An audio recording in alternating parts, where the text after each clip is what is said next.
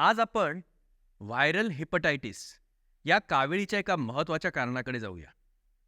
कावीळ होणं, डोळे, जीभ, त्वचा पिवळी होणं, लघवीला पिवळी होणं हे अनेक आजारांचं लक्षण असतं आणि त्यावरील उपचार करण्यासाठी आजाराचं मूळ स्वरूप स्पष्ट होणं अतिशय महत्त्वाचं असतं.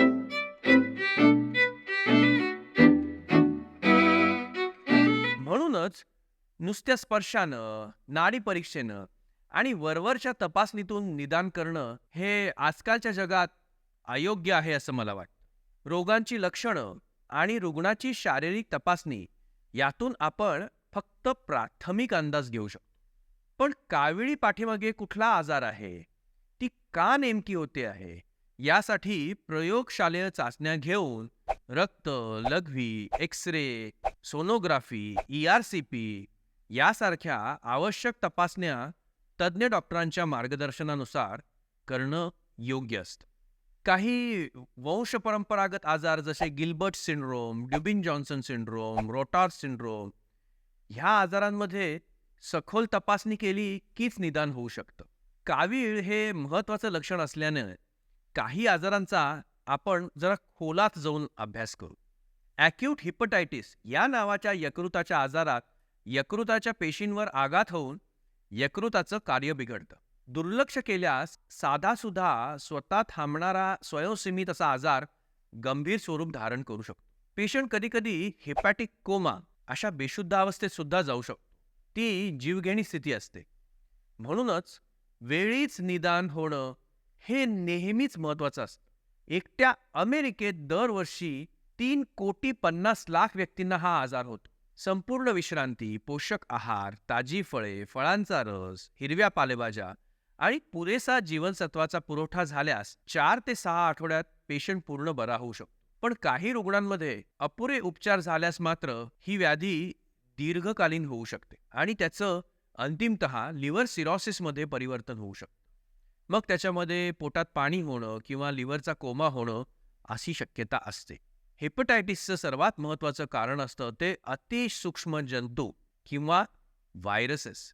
Hepatitis A, hepatitis B, hepatitis C, hepatitis non A non B अशा अनेक व्हायरसेसच्या प्रजाती आहेत. काही व्हायरसेस हे अस्वच्छ दूषित पाण्यावाटे तर काही इन्फेक्शन्स ही इंजेक्शन वाटे काही लैंगिक संबंधातून रुग्णाच्या शरीरात प्रवेश करतात. हेपटायटिस ए हा व्हायरस दूषित पाण्यावाटे जातो, दूषित अन्नवाटे सुद्धा जातो. अनेक लोकांना एकाच वेळी साथीसारखा होणारा हेपटायटिस हा आजार हा बऱ्याचदा हेपटायटिस ए मुळे होत असतो.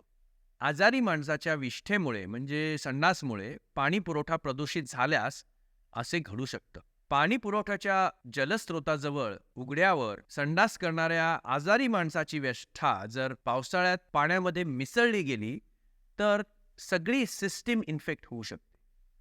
हेपटायटिस ए व्हायरसमुळे होणारी कावीळ बऱ्याच वेळा सेल्फ लिमिटिंग असते. ती आपणहून कमी होते. पोटात मळमळ होणं, भूक विलक्षण मंदावणं, खूप थकवा येणं, थोडासा ताप येणं, पोटाच्या उजव्या बाजूला वर दुखणं, लघवी पिवळी होणं, डोळे पिवळे होणं ही या हेपटायटिसची सर्वसाधारण लक्षणं आहेत. धूम्रपानाविषयी तिटकारा हे या आजाराचं एक वैशिष्ट्यपूर्ण लक्षण आहे. त्याचप्रमाणे तेलकट आणि स्निग्ध पदार्थ ते दिसले तरी या पेशंट्सना उलटी होते किंवा मळमळण्यासारखं वाटतं. कधीकधी खास सुटू शकते किंवा सांधे दुखू शकतात. खूप आजार वाढल्यास संभ्रमावस्था होणं, अवेळी झोप येणं किंवा बेशुद्धावस्था ही कावीळ गंभीर झाल्याची लक्षणं असतात. हेपॅटिक प्रीकोमा या अवस्थेची ती पूर्वचिन्ह आहेत असं समजावं. ह्या लक्षणांचा अधिक मागोवा घेतल्यास दूषित पाणी पिल्याचा किंवा अशा रुग्णाच्या संपर्कात असल्याचा पूर्व इतिहास आपल्याला नक्की सापडतो. रक्ताच्या तपासणीत बिलिरुबिन आणि SGPT ही एन्झाईम्स वाढलेली असतात. लघवीच्या तपासणीत बिलिरुबिन आणि युरोबिलिनोजेन ह्या द्रव्याचे प्रमाण वाढलेले दिसते. सोनोग्राफीमध्ये आपलं लिव्हर वाढलेलं दिसतं. हिपटायटिसचं निदान झाल्यानंतर रुग्णाला पूर्ण विश्रांती हा एक अतिशय महत्त्वाचा उपचार असतो. या विश्रांतीच्या काळात चांगला आहार, फळे, फळांचा रस, साबुदाणा, ज्वारीची भाकरी, उकडलेले बटाटे, रताळी, मध अशा हाय कार्बोहायड्रेट्स आहाराने फायदा होतो. बी कॉम्प्लेक्स, सी अशी जीवनसत्व त्यांना द्यावीत. ज्या औषधांमुळे लिव्हरवर आघात होईल अशी सर्व औषधं यांचा शक्यतो वापर टाळावा. जेव्हा पेशंटला पुन्हा चांगली भूक लागायला लागते ना आणि त्यांची मळमळ कमी होते ना, तेव्हा ही कावीळ हिपॅटायटिस कमी होतंय असं ह्याचं चिन्ह असतं. ऑब्व्हियसली या काळामध्ये दारू आणि कुठल्याही प्रकारचं कुपथ्य जीवाला धोका वाढवू शकतं हे तर स्पष्टच आहे. खूप परिस्थिती गंभीर झाल्यास शिरेवाटे ग्लुकोज, विटॅमिन्स अशी इंजेक्शने सुद्धा द्यायला लागू शकतात. उपचारांच्या काळामध्ये डॉक्टरांच्या देखरेखीखाली राहणं नक्कीच चांगलं असतं.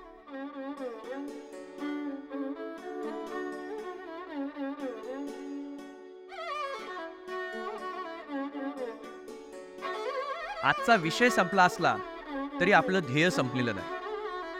आरोग्याविषयीची संपूर्ण माहिती आणि मार्गदर्शन आपण यापुढील ऑडिओ व्हिडिओतही असंच चालू ठेवू.